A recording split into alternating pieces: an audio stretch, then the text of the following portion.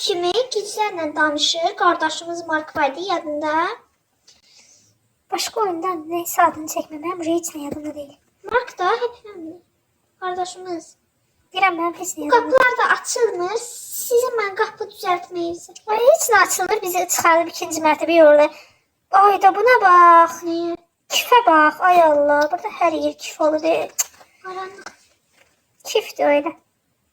İkisi də. Bir tane lüstür alıp koymuyorlar bura. Her ikinci eve köçüblər, bu evlerde kalıp. Birinci bu xarabana yiyə dur. Qapılar niyə açılmır? Gel bu açılıb. Haradasa su səsi gəlir. Ya su səsi gəlmə ehtimalından bir yerə baxaq. Bu deyil. Ben suyu da açıq qoyub görürüm. Söndürün de supla yazacaq bizi öldürərlər. Bax açın baxın ki. Nətər bağladım bəs bağlanmadı. Elimdəki o şey var. Ne oldu?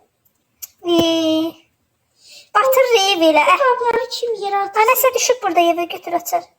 Götürdün? Yox. Nətər götürürsən sən? Hə, götürdüm. Neyse. Açar var idi yerdə açar var idi götürdüm. Burada yazıb banyo bax. Görsən elimdə var. Bir yana hansı qapını açacaq gəl. Allah Evelyn geldi. Aa, hara getdi aydası. Gel aç kapını. Götür o harf ver. Onu çıxanda tez qaçım tutma. Qaç da. Açıl da. Allah sen aç, Allah sen aç. Zaxın qarın da tutsan sürümsə gəl. Banyo yazı baxı. Az açarın üstüne banyo yazmağın olmaz. Banyo yuxarıda gəl. Birinci mərtəbəyə niyə qoymayıblar bilmirəm indi də Evren otağı birinci mərtəbədədirsə. Aç. Ses geldi, eşidirsən. Kimsə arxada gücənir, aç.